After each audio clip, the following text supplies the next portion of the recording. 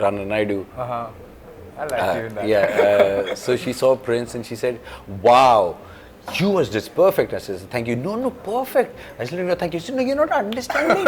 You're perfect." I was like, I am understanding." Okay. She's like, "No, what I mean is, you were singing and dancing, you were doing action, and you were giving me this crazy nuanced performance. And pump thing is a It's iconic. it's iconic. That's what I'm saying. So I'm saying, I think Tara Singh is the first original superhuman character that we produced here.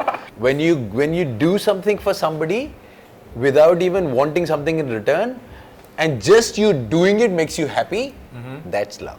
Hey guys, my name is Imran Ismail and today I'm here with Gaurav Chopra. How are you? I'm great. How are you doing? Welcome to Koi Moi.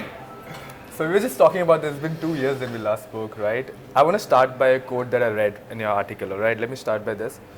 You said, "I realized roles being offered to me were burdened by my stardom." Like, what do you mean at that time? How, like, can you just elaborate on that? What happens is the singular byproduct of any actor being successful, to whatever extent, doesn't mean, I'm not saying that I was ever a Shah Rukh Khan.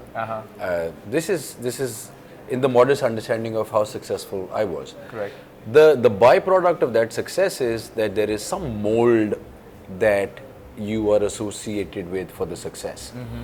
So now every time a writer thinks of a role like that, like they were these angry young man roles that were given to me. Yeah.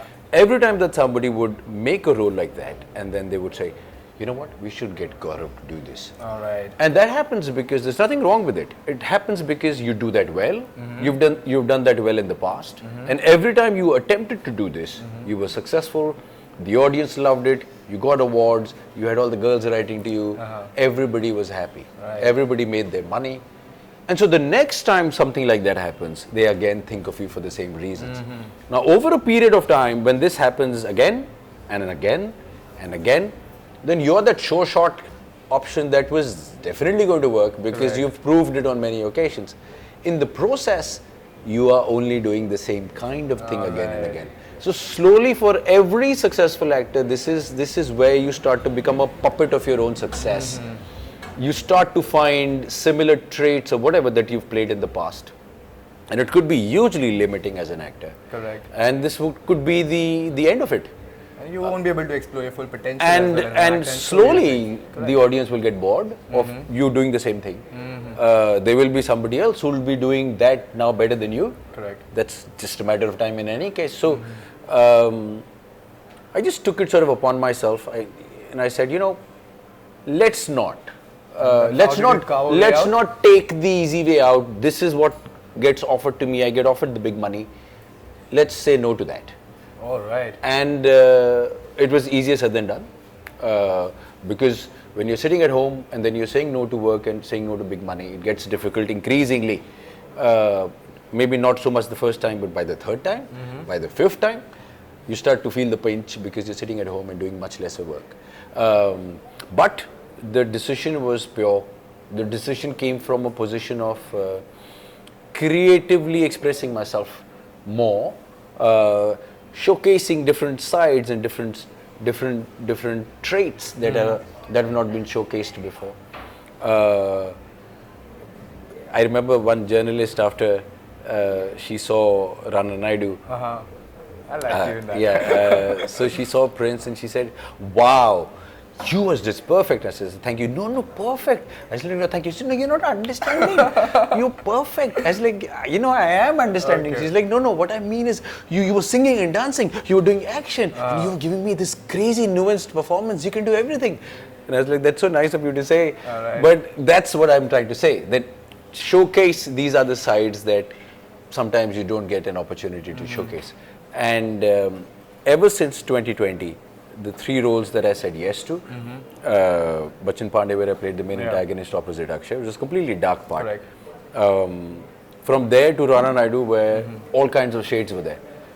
And then from there to Gadar 2, Yeah. where now this is a glorified patriotic army officer. So that spectrum of playing all kinds of shades sort of gets completed with these 3 roles. So now back you to sit back. back and think, thank God I said no to those things. And I was sitting at home. It Yes. doesn't matter. No, I know. Well, like I said, the decision was pure. The decision was not for fame. The decision was not for money. It came from a space of feeling I ought to do this, and now is the right time. Maybe 5 years down the line, I won't get this opportunity. The opportunity that I get now, and I should utilize that and do the best that I can. But I read somewhere that you were a little hesitant before taking the Gadar 2 role, playing an army officer. Was that a conscious decision that you want to take? Like, I'll get typecast again. Was that going in your mind? No. Then how did you come to say yes to this? The hesitation was because the number of scenes were a little lesser. All right. And I felt that I didn't want the industry or the audience to get confused. Sometimes they feel, oh, you're changing your medium, so now you're doing smaller parts. All right. That wasn't really the projection I wanted to give out. But when Anilji called me and narrated the whole part to me, in fact, I should mention here that he's been calling me for years. He was very, very appreciative for a lot of my earlier work, and he would spare no opportunity. He would come to me, hold my hand and say good things to me. Not just him, Utkarsh, his son, his wife, his entire family has been extremely complimenting for many, many years. So when he called me, he said, "Aap suniye, there is a reason why I want you to do this." And he narrated the whole part to me. He almost enacts it out for you. All right. He's that old school director, right? That's he sits, perfect, he says, right? "Maza aata." Like he sits and says, "Yahan pe aise karo," then music shuru hua. Old times. And he narrated the whole part to me. And that's when I understood why he wanted me to play it. There was, it required what Gaurav Chopra usually brings to the table. The persona, the voice, the sincerity, the gravitas.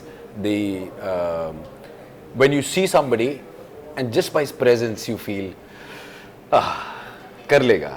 He's here to take care of it. But I feel even an actor had one scene and he gives that same impactful, it stays with people for a very long time. I know. Which is why I straight away said yes. And I'm very glad that I did. It's a huge brand. And the kind of love that Gadar enjoys, I didn't really realize before. Yeah. Yes. It's a cult movie. My man, I mean, in these 22 years, the other next generations have watched it with equal fervor on OTT, on cable TV, on regular TV. The songs are still iconic. The characters are still iconic. The scenes are still iconic. I mean, the hand pump thing is it's iconic. It's iconic. That's what I'm saying. So I'm saying, I think Tara Singh is the first original superhuman character that we produced here. He's like our own homegrown Hulk. Right. And we don't worry at all when he's fighting with an entire country alone. Right. Curling hai wo. But he's like that. So such a joy to watch all of that in front of me. Gaurav, let me go back in time for a bit. I read somewhere you were not doing really well mentally because of certain things happen in your life. I don't want to talk about it or mention about it. Like, we have to be sensitive about that, right? But tell me, at that time, you being in a position where, eyes are on you at that time, but you're not doing mentally well. You're not thinking, overthinking is going on. What do you do at that time? How do you take a step back and, It's tough. It's tough. It was the toughest, still is the toughest phase of my life. To lose both your parents in a span of 10 days like that, you don't get to say byes, there's no closure. There are only what ifs that are left.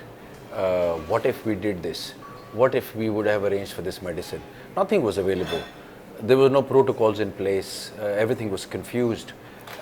Sometimes being an actor, I would be able to get some things done, some medicines I would be able to procure. But tough, no goodbyes. And then what you get are just sealed bags.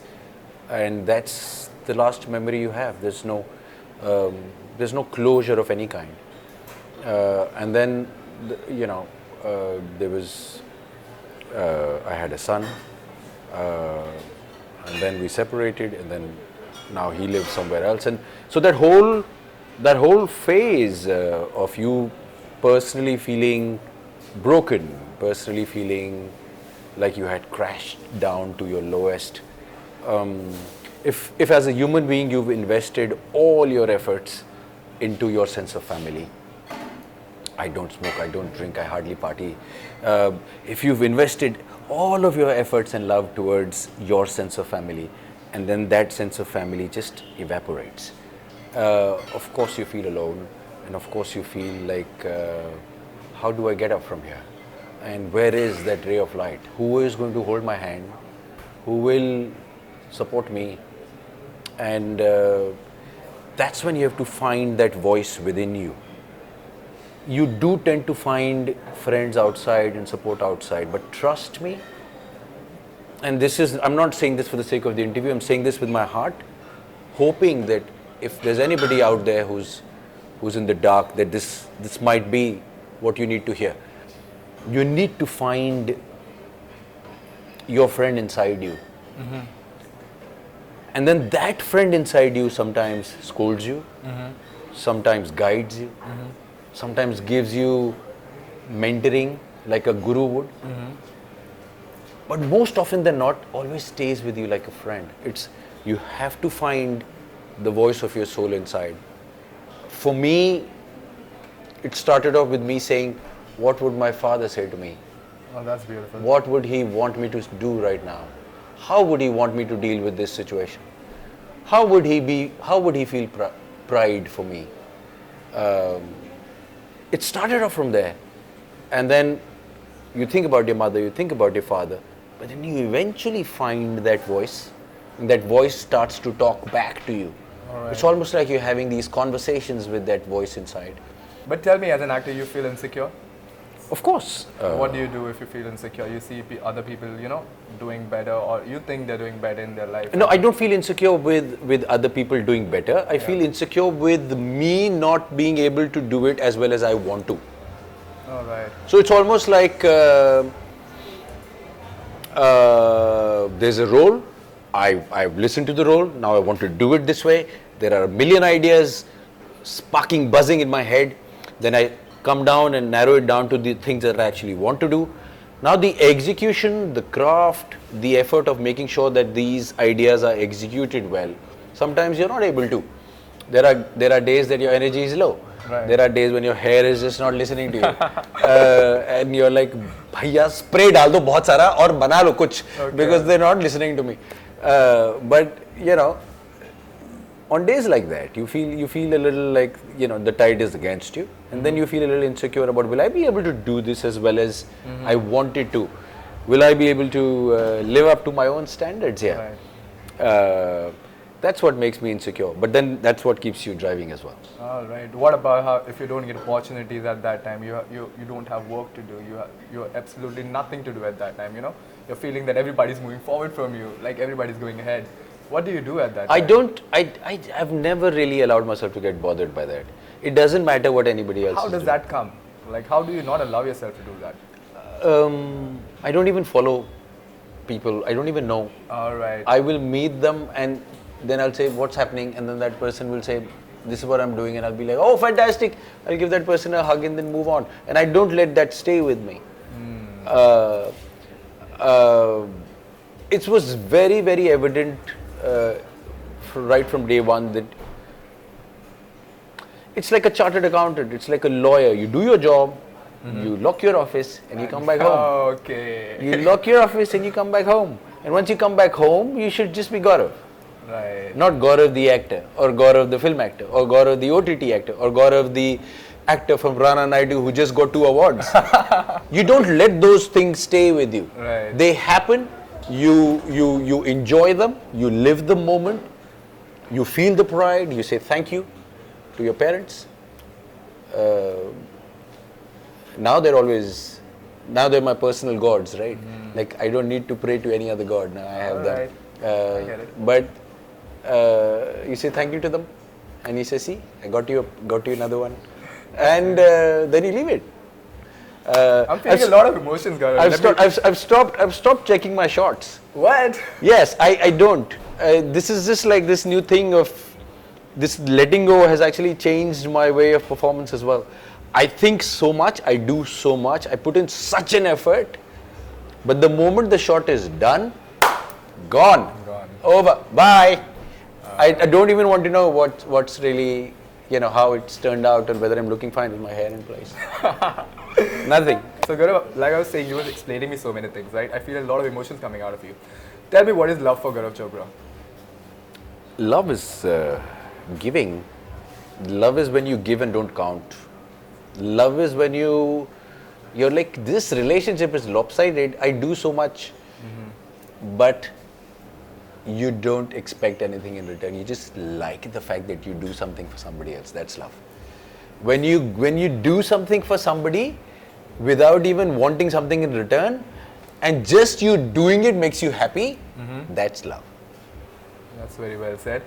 All right, this is Gaurav Chopra, guys. Thank you so much, and best of luck for Gadar. We all love you, man. Thank Thank you so much. Thank you, Imran. Bye-bye. Amazing. Bye-bye.